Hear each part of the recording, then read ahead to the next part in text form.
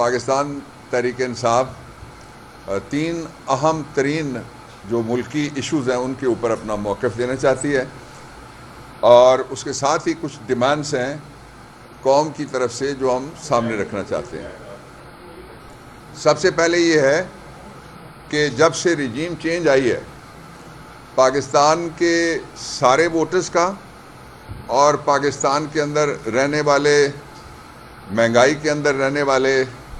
بدامنی کے اندر رہنے والے اور گورننس کی ناکامی کے اندر زندہ رہنے والے جتنے بھی طبقات ہیں، ان سب کا مشترکہ ایشو ہے۔ میں اسی سے بات کا آغاز کرنا چاہتا ہوں، اور وہ ایشو یہ ہے کہ عمران خان کو ایک چلتی ہوئی عدالت کے پریسنکٹ سے پہلے اغوا کیا گیا۔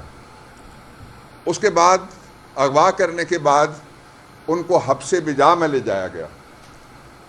حبس بجا میں عدالت کی انٹرونشن ہونے کے بعد بھی ان کو گرفتار کیا گیا، اور گرفتار کرنے کے بعد ان کو قید تنہائی میں ڈالا گیا۔ پھر اس قید تنہائی کے اندر کی جو تنہائی تھی اس میں اضافہ کرنے کے لیے سب سے پہلے ان کے بیٹوں کے ساتھ جو ٹیلی فون گفتگو ہوتی تھی اس کو بند کیا گیا، اور وہ اپنی مرضی کے تابع کی گئی۔ اس کے لیے یہ فیصلہ جو کیا گیا کسی ایگزیکٹو کی مرضی کے تابع کرنے کا، وہ ماورائے آئین ہے اور خلاف قانون ہے۔ اسی پہ بس نہیں ہوئی، فیشزم کی گورنمنٹ اور یہ نظام آگے بڑھتا ہے۔ ان کی جو بہنیں ان کی رہائی کے لیے جد و جہد کرتی ہیں، علیمہ خانم، ڈاکٹر عظمیٰ اور نورین نیازی، ان کی ملاقات پہ اور ان کے کزنز اور لارجر فیملی کی ملاقات کے اوپر پابندی لگائی گئی۔ یہیں پہ بس نہیں کی گئی، بلکہ ان کی جو بیگم ہے بشریٰ عمران، ان کی بچیوں اور ان کے بچوں اور ان کے اہل خانہ کی ملاقات کے اوپر بھی پابندی لگائی گئی۔ اس قدغن پہ بھی جب موجودہ نظام کی انتقامی ذہنیت سیٹسفائی نہیں ہوئی، مطمئن نہیں ہوئی، تو انہوں نے ایک قدم اور اٹھایا۔ دنیا کی تاریخ میں پہلی دفعہ دنیا کے سب سے جو مشہور مقدمے ہیں جن کو ساری دنیا میں کوریج ملی سب سے زیادہ، ان میں سے ایک نورم برگ وار کرائم ٹرائلز دوسری جنگ عظیم کے بعد ہوا، اس کی بھی کوریج ہوئی۔ اس میں وکیلوں کو کبھی وہ ملک کے لوگ جن ملکوں کے اوپر کئی ہزار ٹن بارود پھینکا گیا تھا، ان لوگوں نے بھی اعتراض نہیں کیا کہ ان کو وکیل نہ دیا جائے، اور وکیل سے ملاقات کی پابندی نہیں لگائی گئی۔ اس کے بعد او جے سمپسن کا ٹرائل ہے جو لائیو کوریج کے زمانے میں آیا، اس میں بھی ایک کی بجائے اس کو جو پوری ٹیم تھی لائرز کی ملنے کی اجازت تھی، حالانکہ بڑا وہ گروسم مرڈر کا کیس تھا، اور وہ جو ٹیم جاتی تھی اس کے اوپر فلمیں بنی، کتابیں لکھی گئی امریکہ میں، ڈریم ٹیم۔ اور پھر اپنے ہاں جو بھی بھارتی جاسوس پکڑا گیا اس کو کاؤنسلر تک رسائی اور وکیل تک رسائی سے کبھی انکار نہیں کیا گیا۔ یہ عجیب نظام ہے جس میں ایک ایسا قیدی جو محسن پاکستان ہے صحیح معنوں میں، جو چاروں صوبوں کے اندر اتحاد کی زنجیر ہے صحیح معنوں میں، اور جو صحیح معنوں میں ایک پبلک لیڈر نہیں، گلوبل فیس ہے پاکستان کا، اور عالمی دنیا اور مسلم دنیا کا بھی فیس ہے، اور ایک کلاس سے بھی اوپر والا وہ فلنتھراپسٹ ہے جس نے 3 کینسر ہاسپٹلز، 2 یونیورسٹیز بنائیں۔ اس کے لیے وکیلوں کے ساتھ کنسلٹیٹو میٹنگ، جو آئین کا آرٹیکل 10 کہتا ہے کہ جرم خواہ کوئی بھی ہو، وکیل کے ملنے پہ اور وکیل کے ساتھ مشاورت پہ پابندی نہیں لگائی جا سکتی، وہ لگائی گئی ہے۔ اور آج یہ حال ہے کہ عمران خان کو علاج کی ضرورت ہے فوری طور پہ، بشریٰ عمران کو علاج کی ضرورت ہے فوری طور پہ۔ اور کیا یہ اتفاق ہے یا کوئی حادثہ ہے یا کوئی پلاننگ ہے؟ یہ جب ہم ملیں گے عمران خان سے، تو میری ملاقات جس دن ہوئی میرا پہلا سوال یہی ہوگا کہ جو آنکھ کی بیماری عمران خان کو عارضہ لگا وہی عارضہ ان کی بیگم کو بھی لگا۔ تو اس ساری صورتحال میں سب سے پہلی ہماری ڈیمانڈ یہ ہے کہ فوری طور پہ عمران خان صاحب کو علاج کے لیے، ان کی بہن جو ڈاکٹر ہیں، ان کی فیملی دوسری 2 بہنیں ہیں، ان کی موجودگی میں ہاسپٹل شفٹ کیا جائے، اور ہاسپٹل میں شفٹ کر کے ان کی مرضی کے ڈاکٹرز، اور یہ ہم نہیں کہتے صرف، یہ سپریم کورٹ کے چیف جسٹس صاحب، میں ان کو بھی ریمائنڈ کرانا چاہتا ہوں، ان سے درخواست میں کرنا چاہتا ہوں کہ یہ آپ کا آرڈر تھا چیف جسٹس صاحب کہ عمران خان کی جو مرضی سے کنسلٹیشن سے ڈاکٹرز آئیں گے، اور یہ پہلی بار نہیں ہونے لگا، یہ پاکستان میں جب بھی کوئی بیمار ہوا ہے اس کی مرضی کا اسپیشلسٹ یا ڈاکٹر چوز کرنا، ہاسپٹل دوسری بات ہے، لیکن اس پہ کبھی کوئی پابندی نہیں ہوئی. اس کے بغیر علاج ممکن نہیں ہے، اس کے بغیر جو پوسٹ آپریشن کیئر ہے وہ بھی ممکن نہیں ہے. فوری طور پہ ان کو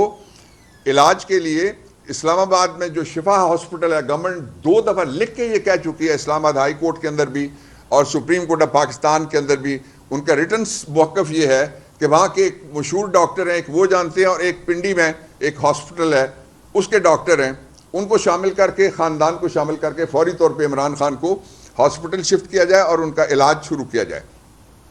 دوسرا یہ ہے کہ ان کے جو مقدمات ہیں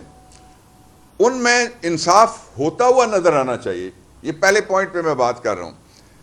انصاف کی بجائے ناانصافی ہوتی ہوئی پوری قوم کو نظر آئی ہے آج تک. جتنے ان کے ٹرائل ہوئے، مثال کے طور پہ یہ پاکستان کے پہلے پولیٹیکل آدمی ہیں، یہ پاکستان کے پہلے فارمر پرائم منسٹر ہیں، یہ پاکستان کے پہلے وہ شہری ہیں جن کے لیے ساری عدالتیں قید ہو کے ٹرائل کرتی ہیں. کوئی آزاد اپنی کرسی پہ بیٹھ کے جج ٹرائل نہیں کرتا کسی کچہری کے اندر، کسی کورٹ کمپلیکس کے اندر. وہ سارے ٹرائل جتنے بھی ہوتے ہیں وہ ایک قید کے ماحول میں، قید خانے میں، بندی خانے کی طرح جا کے وہ سارے ٹرائل کیے. اس لیے فیئر فری ٹرائل ان کو قرار نہیں دیا جا سکتا. فیئر فری ٹرائل ہو تو عمران خان 48 گھنٹے سے زیادہ ان کو جیل میں کسی کیس میں بھی نہیں رکھا جا سکتا. اس لیے ہم عدلیہ کی آزادی کا بھی مطالبہ کرتے ہیں، اور یہ مطالبہ پہلا نہیں ہے. جو پاکستان کے وکلاء اور پاکستان تحریک انصاف عدلیہ کی آزادی کے ساتھ ہمیشہ کھڑی ہوئی ہے، اور اب عدلیہ کی طرف لوگ دیکھ رہے ہیں. عدلیہ اپنا کردار ادا کرے اور انصاف عمران خان کے ساتھ ہوتا ہوا اب نظر آنا چاہیے. دوسرا پہلو اس کا یہ ہے کہ پاکستان کے اندر ایک ایسا علاقہ ہے جس کے ساتھ 4 ممالک کا بارڈر لگتا ہے، اس کو آپ کہتے ہیں گلگت اور بلتستان. یہ ہمارا ایک گلوبل فوکل پوائنٹ ہے، یہ ہمارا ایک گلوبل فلیش پوائنٹ ہے، اور وہ پاکستان کا ایک، ہم نے ان کو سیلف رول کا، سیلف گورننس کا ایک آرڈر دیا. اس وقت incidentally I was the law minister جب وہ آرڈر ان کو ملا جی بی والوں کو، اور اس آرڈر کے نیچے وہاں پہ انتخابات ہوتے ہیں. لیکن جو اب انتخابات ہوئے ہیں ان کے اندر جو چیزیں رپورٹ ہو چکی ہیں وہ میں آپ کے سامنے ٹیبلائز کر کے 3-4 نقطوں میں رکھنا چاہتا ہوں. سب سے پہلا نقطہ یہ ہے کہ وہاں بیٹھے ہوئے جو عہدوں پہ تھے ان کی موجودگی میں کہا گیا کہ تم انتخابات کرواؤ گے. وہاں پہ انٹرم گورنمنٹ آنی چاہیے تھی. اس کے بعد دوسرا نقطہ یہ ہے، سب سے زیادہ پاکستان کے اندر صوبہ جس کے ساتھ بارڈر لگتا ہے جی بی کا وہ کے پی ہے. وہاں سے پولیس کیوں نہیں بلوائی گئی؟ کیا وہ پاکستان کے ایک صوبے کی پولیس نہیں ہے؟ آپ نے چنا اس پولیس کو جو پولیس مقابلوں کے لیے بدنام ہے، آپ نے چنا اس پولیس کو جو ایک بدنام زمانہ خاندان کے زیر اثر ہے، اور اس پولیس کو چھوڑ دیا جو صوبے کے ساتھ لگتی ہے. اور اس پولیس کے جو لوگ جن کو وہاں پہ لگایا گیا انہوں نے جاتے ہی پہلا کام یہ کیا کہ جو بارڈر کا 0 پوائنٹ تھا اس پہ انہوں نے ناکہ لگایا. اور پاکستان تحریک انصاف اور وہاں کا جو لوکل ایک ڈیموکریٹک فرنٹ ہے، جو نیشنلسٹ جن کو آپ، سب نیشنلسٹ جن کو آپ کہہ سکتے ہیں، ان کے لیے انہوں نے راستے روکنا شروع کر دیے. پھر جو پی ٹی آئی کے ہمارے لوگ گئے ان کے لیے بھی راستے روکے گئے. اسد قیصر نے جانے کی کوشش کی، جنید اکبر نے جانے کی کوشش کی، باقی لوگ انہوں نے جانے کی کوشش کی، ان کے راستے بھی روکے گئے. میں یہ سوال اٹھانا چاہتا ہوں کہ مجھے وہ قانون بتا دیں، آپ الیکشن ایکٹ 2017 کے اندر بتا دیں،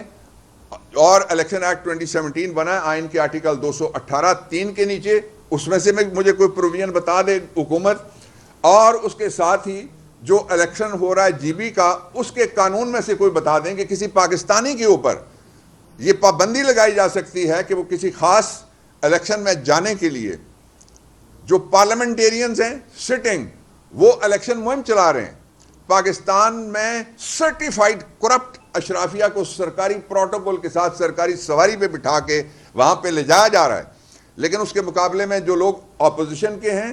وہ ایک وہاں کا لوکل الائنس ہے، ایک پی ٹی آئی کا الائنس ہے. ان دونوں الائنسز کو یہ وہاں پہ لیول پلینگ فیلڈ نہیں ملا. تیسرا اس کا جو حصہ تھا وہ یہ ہے کہ جب ہم نے ایک آلٹرنیٹ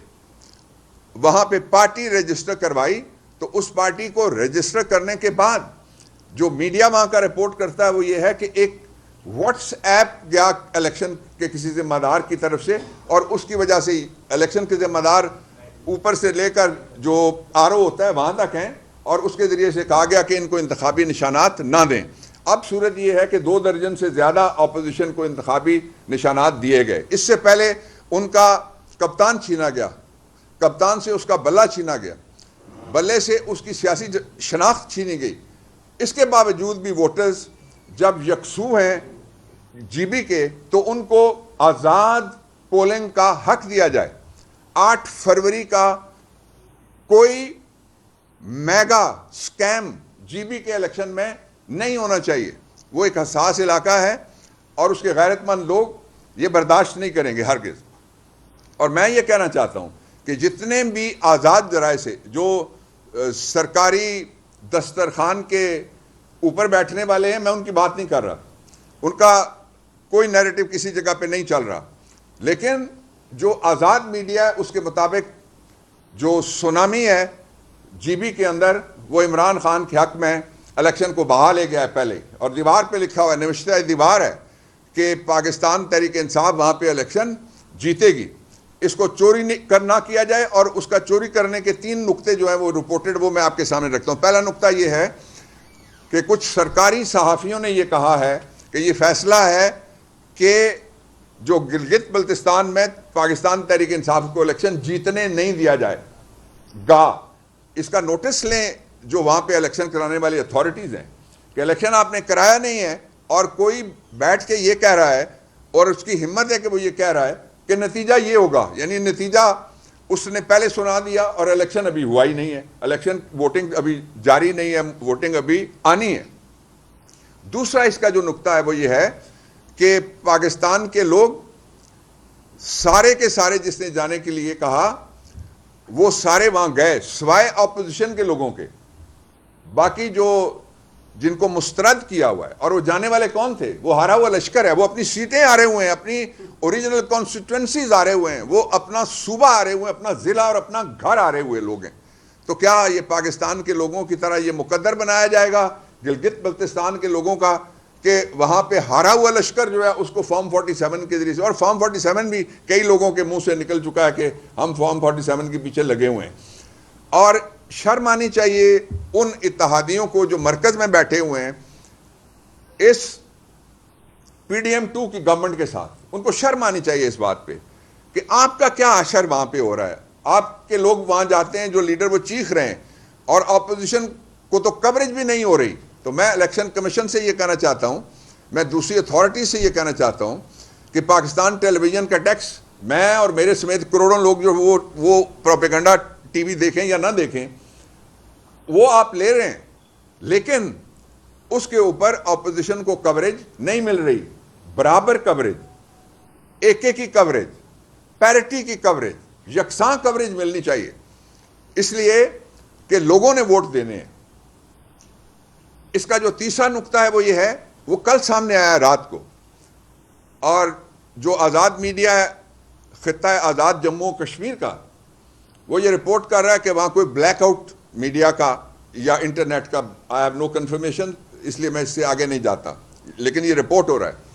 اس پہ دھیان کرنا چاہیے۔ میڈیا کی آزادی پہ جب الیکشن مہم وہاں پہ شروع ہو چکی ہے خطہ آزاد جموں و کشمیر میں، اس پہ کوئی قدغن نہیں آنا چاہیے، لیکن اس سے بڑا ایک قدم جو اٹھایا گیا ہے ہم اس کے مخالف ہیں۔ پاکستان تحریک انصاف اس کو مسترد کرتی ہے اور ہم اس کی مذمت کرتے ہیں۔ وہ جو عوامی ایکشن کمیٹی ہے، یہ وہ کمیٹی ہے جس کو گورنمنٹ نے، وفاق نے بھی، جہاں فارم 47 والا شہباز شریف بیٹھا ہوا ہے، اور وہاں جو فارم 47 کے ذریعے سے ہارے ہوئے تھے ان کو لا کے بٹھایا گیا تھا، ان دونوں حکومتوں نے 32 سے لے کے 38 مطالبات ان کے اوپر گفتگو کی، ان کے ساتھ پارلیز ہوئے، ان کے ساتھ باقاعدہ معاہدے ہوئے، جس معاہدے میں قسمیں بھی انہوں نے کھائیں زبانی، اور لکھ کے وفاقی حکومت کے اور آزاد جموں و کشمیر کی تھے، دونوں غیر قانونی لیکن ان کے دستخط قانونی ہے اس حد تک کہ انہوں نے وہ مطالبات مانے ہوئے ہیں. اس وقت آپ عقل کے اندھے تھے یا اس وقت آپ شعور کے لنگڑے تھے یا اس وقت آپ سیاست کے مردار تھے کہ آپ کو نظر نہیں آیا یہ کون لوگ ہیں؟ وہ سارے ورکرز ہیں. مختلف پولیٹیکل پارٹیز میں بھی وہ رہے ہیں, مختلف لیبر ڈسپنسیشنز میں بھی وہ رہے ہوئے ہیں. اور میرا جو آبائی علاقہ ہے, 5 میں سے 4 آزاد کشمیر کے خطے کو جانے والے جو راستے ہیں وہ اس میں سے گزرتے ہیں. میرے گاؤں میں سے 2 راستے گزرتے ہیں. وہ آدھا گاؤں اسلام آباد میں, جو آپ کو پتہ نہیں ہے کہ وہ کون لوگ ہیں. ان کے ساتھ یہ سلوک نہیں ہونا چاہیے کہ وہاں پہ ایک پپٹ پریزیڈنٹ صاحب وہ بیٹھ کے یہ کہیں کہ ہم ان کو پروسکرائب کرتے ہیں, ہم ان کو ممنوع قرار دیتے ہیں اور کہیں کہ یہ شر پسند ہیں. شر پسند نہیں ہیں, وہ عوام پسند ہیں اور وہ تھوڑے سے آزادی پسند بھی ہیں, اور وہ تھوڑے سے نہیں بلکہ سارے کے سارے پاکستان پسند ہیں. اس لیے یہ ایک سیاسی فیصلہ ہے, یہ ایک سیاسی انتقامی فیصلہ ہے اور یہ ماورائے دستور فیصلہ ہے, اس لیے ہم اس کو مسترد کرتے ہیں. آخری بات, جو اس وقت پاکستان کے اندر بجٹ آ رہا ہے, بجٹ کے بارے میں گورنمنٹ آن ریکارڈ ہے خود, وہ کہتے ہیں یہ بجٹ ہم سے بنوا رہا ہے ایک بینک جس کا نام ہے انٹرنیشنل مانیٹری فنڈ, اور اسی طرح کے بینکوں کا ایک ملازم ہے جس کو بجٹ بنانے پہ لگایا گیا. اس لیے عوام کو اس بجٹ میں تکلیف مل سکتی ہے, ریلیف نہیں مل سکتا. اس لیے کہ اس سے پہلے جتنا قرض آیا وہ عوام کا کوئی مرض دور کرنے کے لیے, کوئی دلدر دور کرنے کے لیے, کوئی غربت دور کرنے کے لیے, ایجوکیشن میں کوئی جہالت دور کرنے کے لیے وہ نہیں لگا. اس میں سے صرف 12 ارب روپے کے جہاز آیا ہے,